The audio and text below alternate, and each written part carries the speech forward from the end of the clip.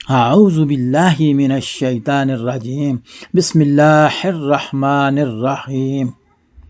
پیارے پیارے دوستو، پیارے پیارے بھائیوں، پیارے پیارے بزرگوں اور پیاری پیاری بہنوں اور خاص الخاص پیارے بچوں، السلام علیکم ورحمۃ اللہ وبرکاتہ۔ محمد عارف گل پاکش 2030 سے حاضر خدمت ہے۔ آج بات ہوگی والد و استاد کی ذمہ داریوں پر۔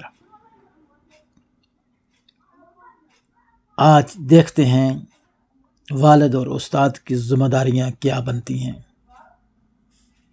انداز بیاں گرچہ بہت شوق نہیں ہے، انداز بیاں گرچہ بہت شوق نہیں ہے، شاہد کہ اتر جائے تیرے دل میں میری باہت۔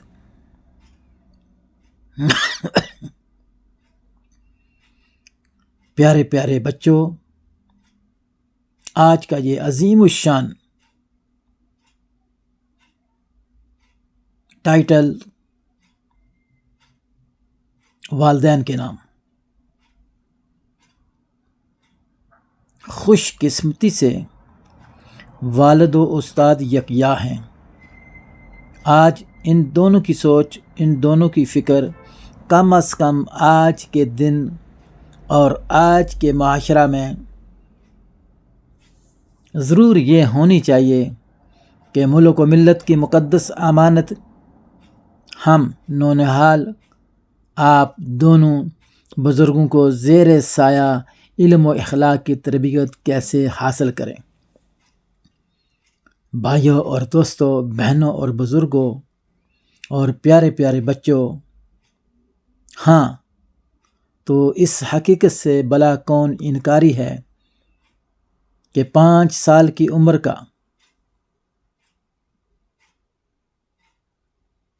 درخت یعنی کہ بچہ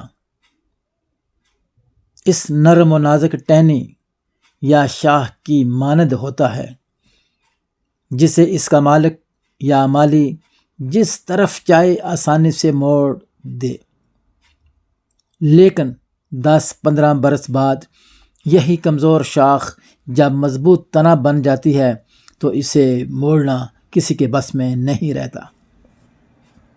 بھائیوں اور دوستوں، بہنوں اور بزرگوں اور پیارے پیارے بچوں، بالکل اسی طرح ہم 9 سن بچوں کو اگر 4-5 سالوں کے ابتدائی عرصہ میں علم و اخلاق کی صحیح تربیت دے دیں، ہماری عادات و اعتبار کو اخلاقی اور روحانی اقتدار میں ڈال دیں، تو ممکن ہے مستقبل میں ہمارے لیے معاشرے کا بہترین شہری بننے کی پوری قوت، پوری صلاحیت رکھتے ہوں۔ بہرحال بھائیوں اور دوستوں، بہنوں اور بزرگوں اور خاص الخاص پیارے بچوں، والد اور استاد دونوں بزرگوں کو دعوت فکر دے رہا ہوں کہ وہ ہمارے گھر اور مدرسے میں اسلامی اور اخلاقی خطوط پر بچوں کی تعلیم و تربیت کا حق کس طرح ادا کریں، اسی پہ بات ہوگی۔ تو یہی کہوں گا، لمبی چھوڑنے کے بجائے صرف ایک جملے میں یہ گزارش، یہ اپیل، یہ درخواست کہ والد اور استاد دونوں ایک فرض شناس، درد مند مالی کی طرح اس نوجوان بچوں یعنی پودوں اور غنچوں کی آبیاری کا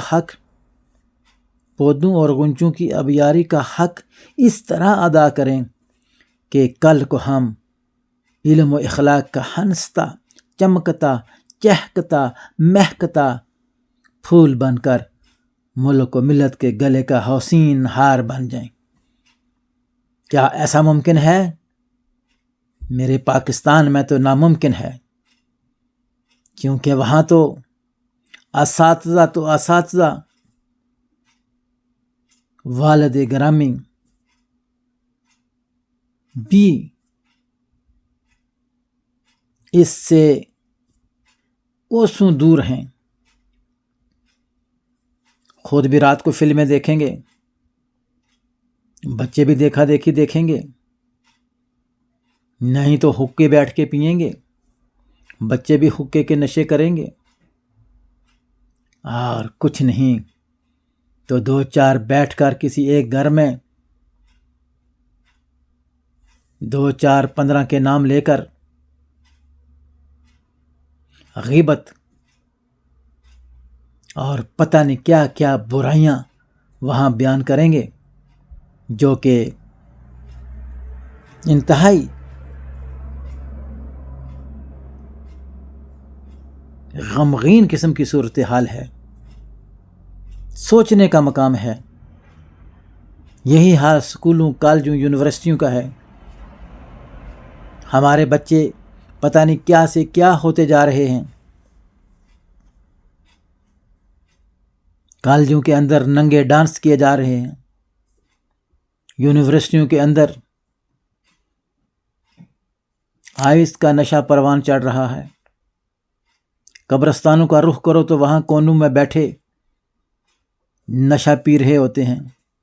بڑے شہروں میں چلے جاؤ تو پلوں کے نیچے نشے والے موجود ہوں گے۔ ہر طرف بھیک مانگنا، نشہ کرنا، گالی گلوچ کرنا اور ایک دوسرے کی عزتوں کو تاڑ تاڑ کرنا، یہ معاشرے کا فرض بن چکا ہے، جو کہ انتہائی غلط روش ہے۔ اس کی تعلیم نہ تو قرآن ہمیں دیتا ہے اور نہ ہی اتباع رسول میں ہمیں ملتی ہے۔ ہمیں چاہیے کہ ہم خود بھی ٹھیک ہو جائیں۔ ہم خود بھی تو ایک والد ہیں، استاد ہیں۔ جب تک اب خود ہم ان ذمہ داریوں کو نہیں پہچانیں گے، نہیں سمجھیں گے، تو آگے کیسے بڑھ پائیں گے؟ ہمارے بچے کیسے اچھے بچے بن پائیں گے؟ تو پھر یہی ہوگا، جالے بنیں گے پھر، اور ایسے جالے کہ سب کو مات دے دیں گے۔ خدا را ڈرو اس دن سے جس دن پکڑ ہوگی اور پھر ہمارے پاس کوئی جواب نہیں ہوگا۔ پہلی گزارش، پہلی اپیل نہایت قابل احترام والدین سے ہوگی، وہ بھی پیارے نبی صلی اللہ علیہ وسلم کی پیاری حدیث کے حوالے سے، یہ کہ اسلامی خطوط پر جو تربیت والدین اپنے بچوں کو دیں گے، اللہ اور رسول کے نزدیک وہ صدقہ جاریہ ہوگی۔ تاریخ شاہد ہے، اگر آپ تاریخ کے اوراق کھنگال کر دیکھ لیجئے کہ اسلامی سیرت و کردار کے حامل والدین کی بہترین تعلیم و تربیت ہی نے قوم کو قائد اعظم محمد علی جوہر، علامہ اقبال جیسے عظیم فرزند عطا کیے۔ مولانا مودودی رحمۃ اللہ، اسد اللہ غالب اور بڑے نام القدر نام ہیں، جیسے عبد القادر جیلانی رحمۃ اللہ کے نام سے کون واقف نہیں۔ اس مرد مومن کو غوث اعظم کا اعزاز ان کی والدہ محترمہ کے مقدس آغوش ہی سے تو ملا تھا۔ جی ہاں، جلیل القدر ماں کی زبان سے نکلا ہوا یہ جملہ کہ بیٹا جھوٹ نہ بولنا، عبد القادر نام کے گمنام بچے کو دوام بخشا گیا۔ اللہ اللہ، سچ کہتا ہوں، نیک سیرت والدین کی فقط ایک نگاہ کرم بچے کے مقدر کو 4 چاند لگا دیتی ہے۔ صحیح کہا نا بچوں میں نے؟ علامہ اقبال نے بھی ایک موقع پر کہا تھا، نگاہ مرد مومن سے بدل جاتی ہیں تقدیریں، نگاہ مرد مومن سے بدل جاتی ہیں تقدیریں۔ آپ کو یاد ہوگا حضرت اسماعیل علیہ السلام کو رائے خدا میں گردن جھکا دینے کا سبق انہیں والد محترم حضرت ابراہیم خلیل اللہ کے فیضان نظر ہی سے تو ملا تھا۔ جیسا کہ اقبال نے کہا تھا، یہ فیضان نظر تھا یا کہ مکتب کی کرامت تھی، یہ فیضان نظر تھا یا کہ مکتب کی کرامت تھی، سکھائے کس نے اسماعیل کو آداب فرزندی۔ بھائیوں اور دوستوں، بہنوں اور بزرگوں اور پیارے پیارے بچوں، اب باری آتی ہے استاد محترم کی طرف نظر اٹھ رہی ہے۔ میں بھی کئی اساتذہ کا شاگرد ہوں۔ ادب و احترام کا تقاضا ہے کہ صرف اشعار کناہی سے بات کروں، وہ بھی اپنی طرف سے نہیں، بلکہ علامہ اقبال کی زبان میں ایک جگہ استاد کی شخصیت کو بڑے خوبصورت انداز میں علامہ اقبال نے اپنے ایک فارسی شعر میں یوں سمویا: اے میرے استاد، دا ریسپیکٹیبل ٹیچر، تو آن شاہ ہے، تو آن شاہ ہے کہ بر ایوان کثرت، کبوتر گر نشیند باز گردو، کبوتر گر نشیند باز گردو۔ یہ فارسی کا شعر ہے، اب پتہ نہیں میں اس کو صحیح وضاحت کر پاؤں یا نہ، لیکن جو میں سمجھا ہوں وہ یہ ہے کہ میرا استاد بادشاہ ہے، تو آن شاہ ہے، میرا استاد بادشاہ ہے، جس کے کردار کے مل پر بیٹھنے والا ایک معمولی کبوتر اس بادشاہ کی مناسبت سے شہباز کا روپ دار لیتا ہے۔ یعنی پیارے پیارے دوستوں، پیاری پیاری بہنوں اور پیارے پیارے بچوں، آپ کو پتہ ہے کہ جب انگریز نے علامہ اقبال کو سر کا خطاب دینا چاہا تو آپ نے کہا نہیں، پہلے میرے استاد کو شمس العلماء کا خطاب دو۔ انگریز نے کہا کہ آپ کے استاد کی کوئی تصنیف ہماری نظر سے تو نہیں گزری۔ آپ نے کہا اس کی زندہ جاوید جیتی جاگتی تصنیف یہ اقبال ہے جو آپ کے سامنے بیٹھا ہے۔ چنانچہ آپ کے استاد میر حسن کو شمس العلماء کا خطاب محض اقبال کی تعلیم و تربیت کے صلہ میں دیا گیا۔ بھائیوں اور دوستوں، بہنوں اور بزرگوں اور پیارے پیارے بچوں، علامہ اقبال نے اپنے کلام میں استاد محترم کو ان کے بلند مقام کی نسبت سے بہترین اشعار سے نوازا۔ مثلاً ایک جگہ کہتے ہیں: شیخ مکتب ہے، شیخ مکتب ہے ایک عمارت گر، جس کی صنعت ہے روئے انسانی۔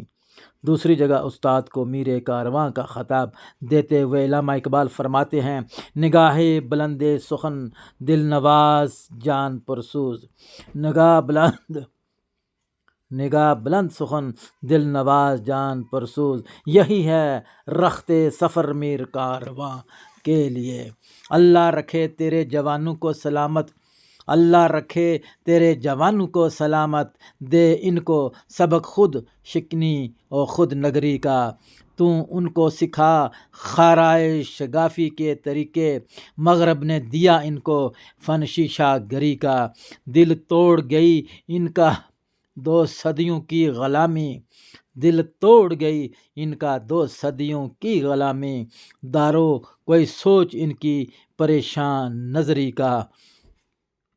پیارے پیارے دوستوں، پیارے پیارے بزرگوں، پیاری پیاری بہنوں اور پیارے پیارے بچوں، ایک اور مقام پر شبیر بخاری نے اس طرح واضح فرمایا: وہی ہے مدرس، وہی ہے معلم، وہی ہے مدرس، وہی ہے معلم، ہوں اوقات جس کے سراسر منظم، مکمل ہو انسانیت جس کے دم سے، مکمل ہو انسانیت جس کے دم سے، شرافت کا پیکر، صداقت کا مجسم۔ پیارے پیارے بھائیوں، پیارے پیارے دوستوں اور پیاری پیاری بہنوں اور پیارے پیارے بچوں، یقین مانیے اشعاروں اور کناہوں میں استاد اور والد دونوں کی ذمہ داریوں کی میں نے ایک ادنا سی جھلک دکھانے کی کوشش کی تھی، اس دعا کے ساتھ کہ اللہ ہمارے ان دونوں بزرگوں والد اور استاد کو ہم بچوں کی، ہم تعلیم و تربیت کی جو باہری ذمہ داری ان پر عائد ہوتی ہے، اسے کمال حسن و خوبی سے ادا کرنے کی توفیق و سعادت نصیب فرمائے، آمین آمین یا رب العالمین۔ آخر پہ دعائیہ اشعار پڑھے دیتا ہوں۔ عطا اسلاف کا جذبے دروں کا شریک زمرائے لا تحزنوں کر، دلوں کو مرکز مہر و وفا کر، حریم کبریا سے آشنا کر، جوانوں کو میری آہ و سحر کر دے، پھر ان شہین بچوں کو بال و پر دے دے، آمین یا رب العالمین۔ اپنے بچوں سے ایک درخواست ضرور کروں گا کہ آج کے اس ماحول کے اندر اپنے والدین کی خوب جو ہے نا وہ خدمت کریں، خوب ان کی عزت کریں، خوب ان کا احترام کریں۔ ماں کے قدموں کے تلے جنت اور باپ کے ہاتھ میں جنت کے دروازوں کی چابیاں، اور استاد محترم جو ہیں وہ بھی ایک مقام رکھتے ہیں۔ اللہ کے نبی فرماتے ہیں کہ جس نے ایک کلمہ بھی کسی سے سیکھ لیا وہ اس کا استاد ہے، اور استاد کی ریسپیکٹ کرنا والدین کی ریسپیکٹ کرنے کے برابر ہے۔ میں سمجھتا ہوں کہ اس دور کے اندر جہاں استاد کی عزت کرنا محال ہے، وہاں والدین کی عزت کرنا بھی محال ہے۔ آج کل کا نوجوان استاد کو بھی کچھ نہیں سمجھتا، والدین کو بھی کچھ نہیں سمجھتا۔ خوددارا اللہ سے ڈرو، اور والد کو اس کا احترام دو، ماں کو اس کا احترام دو، اور عزت و احترام کے ساتھ استاد کے ساتھ بھی پیش آؤ، انشاءاللہ۔